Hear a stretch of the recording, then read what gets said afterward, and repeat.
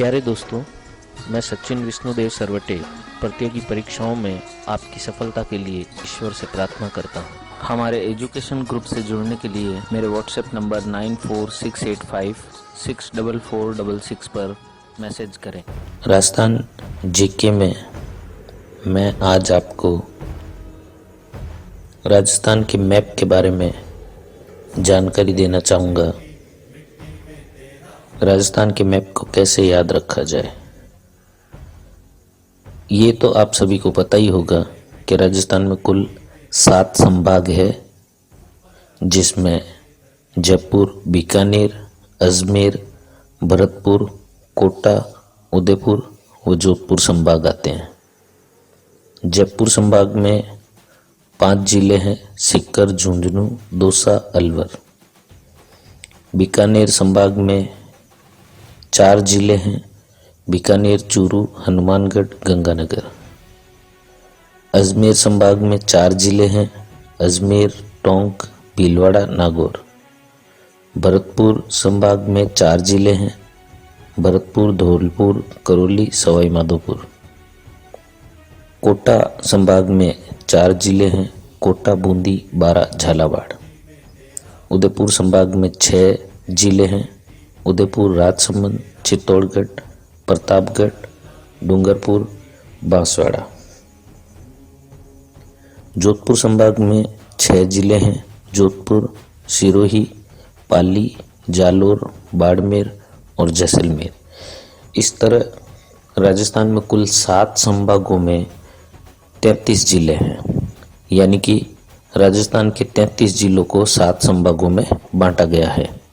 अब कौन सा जिला राजस्थान के मैप में कहाँ पड़ता है, इसको याद करने के लिए मैंने एक कहानी बनाई है, जिसकी मदद से हम राजस्थान का जो मैप है उसमें जिलों को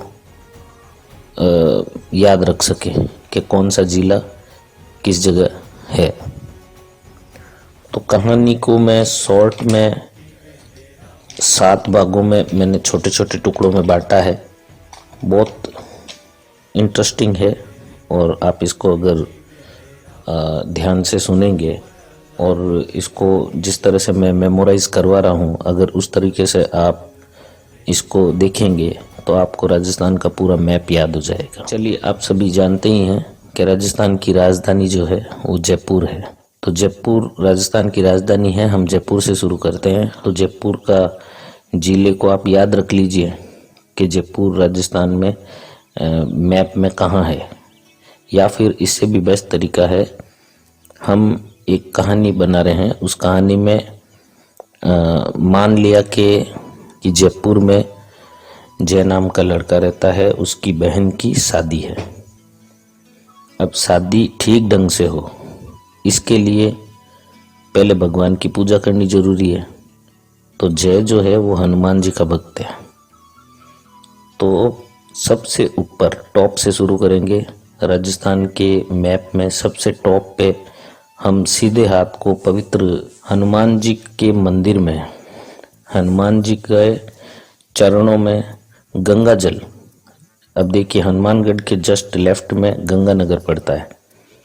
तो इस कहानी को अपन इस तरह से मेमोराइज कर सकते हैं कि हनुमान जी के चरणों को गंगा जल से धोकर और वहाँ पे प्रसाद चढ़ाई गई। कौन सी प्रसाद चढ़ाई?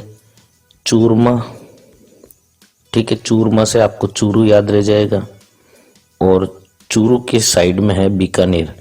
तो बीका जी की नमकीन, बीकानेर में नमकीन प्रसिद्ध है। तो हम ये कहेंगे कि हनुमान जी के चरणों में चूरमा और बीका जी के नमकीन चढ़ाए गए। अब चूरमा क्या है कि सिका हुआ नहीं था। सिका हुआ नहीं होने से हम इसको सिक्कर मेमोराइज करेंगे। चूरमा सिका हुआ नहीं था, यानी कि चूरू के नीचे आ गया सिक्कर। चूरमा सिका हुआ नहीं था, इसीलिए जय से सिक्का हुआ चूरमा मंगवाया गया। तो अब ये सीक्वेंस याद रखिए आप। चूरमा से चूरू, सिक्का हुआ नहीं था, उसके नीचे आ गया सिक्कर। और कहाँ से मंगवाया गया सिक्का हुआ चूरमा? जयपुर से। तो सिक्कर के नीचे जयपुर आ गया। ठीक है। अब जब मंदिर है, प्रसाद चढ़ा दी गई, तो अब भजन भी होने जरूरी है। तो भजन जो है वो झुनझुना बजाकर भजन गाए गए।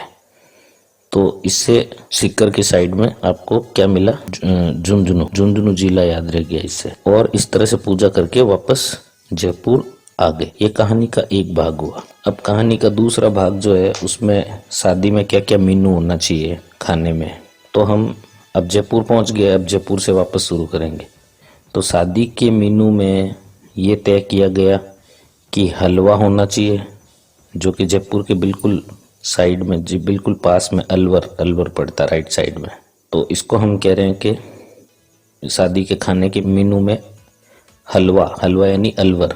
डोसा से आपको याद रहेगा डोसा। करेले की सब्जी से आपको याद रहेगा करोली। मैदे की सेवई यानी सवाई माधोपुर। अजवाइन की सब्जी, जो जयपुर के साइड में अजमेर, अजवाइन की सब्जी से अजमेर याद आ गया। अब बोला भाई खाने का मेनू तो बना लिया, पानी की व्यवस्था के लिए क्या है। तो जय के बहन की शादी में पानी की व्यवस्था के लिए एक पानी का टांका होता है ना, तो एक टांका रखा गया। तो टांका से आपको टोंक याद रहेगा। और उस टांके के नीचे बूंदी रायते की व्यवस्था की गई, इससे आपको बूंदी याद रहेगा। अब टांका बहुत भारी है, इसलिए शारीरिक रूप से मजबूत भील समाज के कुछ युवाओं की मदद ली गई उस टांके को लाने के लिए। एक बात और कि जय के एक भील समाज के मित्र ने ही ये संबंध कराया था, मगर ये संबंध अभी भी एक राज है, इसलिए इस संबंध को क्या कहेंगे, राज संबंध। ठीक है। तो जो शारीरिक रूप से मजबूत भील समाज के मित्र ने ही जो टांका लेके आया, या जिन्होंने टांका लाने में मदद की, प्लस ये रिश्ता करवाया, जो ये संबंध करवाया, है ना। किससे करवाया संबंध? राज नाम के लड़के से। राज नाम तो सुना ही होगा, शाहरुख खान का डायलॉग है। राज से संबंध करवाया। किसने करवाया? भील समाज के एक मित्र ने, जो कि जय का मित्र है। ठीक है। अब यहाँ पे हम कहानी का तीसरा भाग लेते हैं। अब संबंध किससे हुआ? राज से। वर कौन है? राज। लोगों ने संबंध के बारे में पूछा तो यही कहा गया कि ये राज का संबंध है, यानी कि ये इस संबंध में कुछ राज है जो आपको आगे क्लाइमेक्स में पता चलेगा। ठीक है। तो बोला कि भाई लड़का कैसा है? तो बोला कि भाई बड़ा चित्त मोहने वाला है। तो चित्त से आपको याद रहेगा चित्तौड़गढ़। ठीक है। और बड़ा प्रतापी है। प्रतापी से आपको याद रहेगा प्रतापगढ़। अब हम कहानी के चौथे भाग में आते हैं, जो फ्लैशबैक में जाती है, वापस पीछे गए अपन। शादी में पानी की जो टैंक है यानी टोंक जिला, उसके नीचे बूंदी रायता रखा हुआ है यानी बूंदी जिला। ठीक है। वहाँ पे पहुँचते हैं तो बूंदी रायता पीते हुए कुछ लोग कह रहे थे कि यार अभी भी हमारा तो खाने का कोटा पूरा नहीं हुआ। तो खाने का कोटा पूरा नहीं हुआ से कोटा जिला आपको याद रहेगा कि ये बूंदी के पास है। ठीक है। तो लोगों ने पूछा कि यार रिसेप्शन कब है और कहाँ पर है?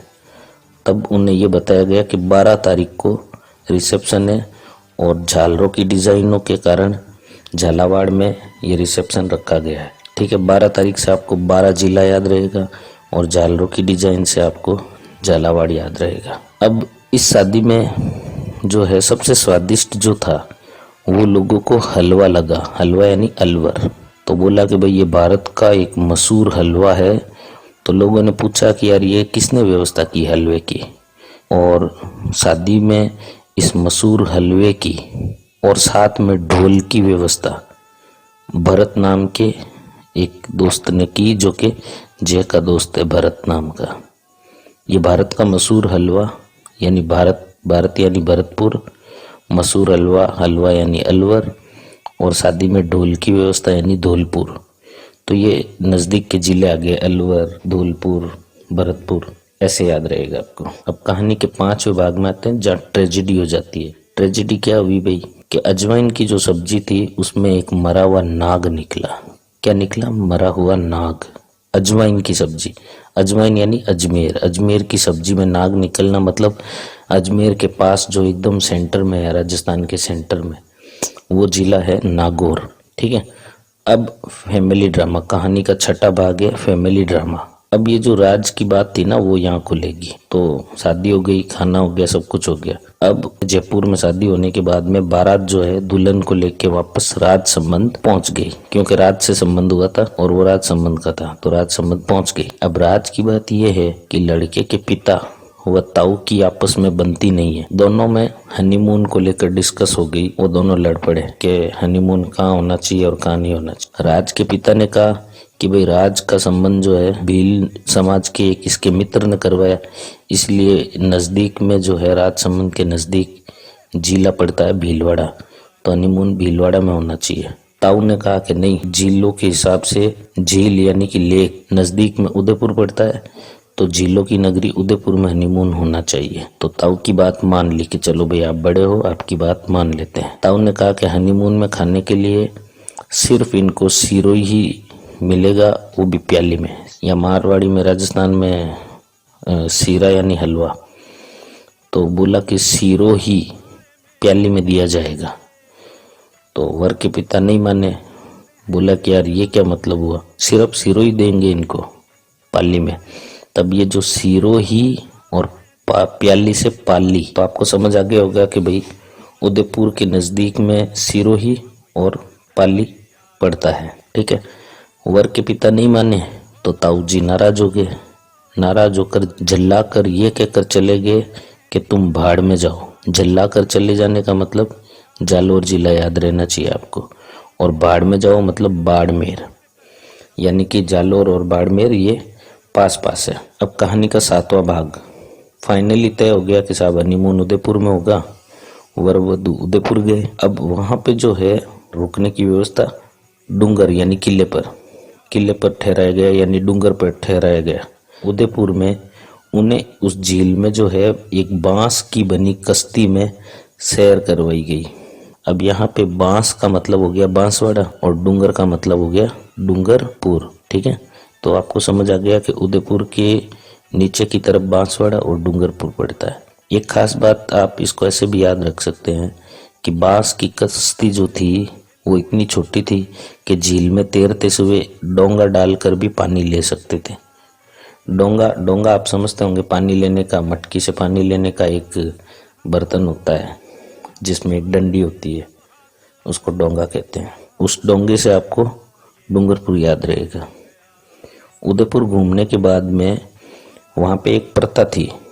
जब ये उदयपुर से विदा हुए तो वहाँ प्रथा ये थी कि उनके सिरों पर प्याली रखकर विदा किया गया। वहाँ मैंने आगे कहा था कि ताऊ जी ने कहा कि सिरो ही प्याली में दिया जाएगा, उसका भी मतलब यही था कि सिरो ही और पाली।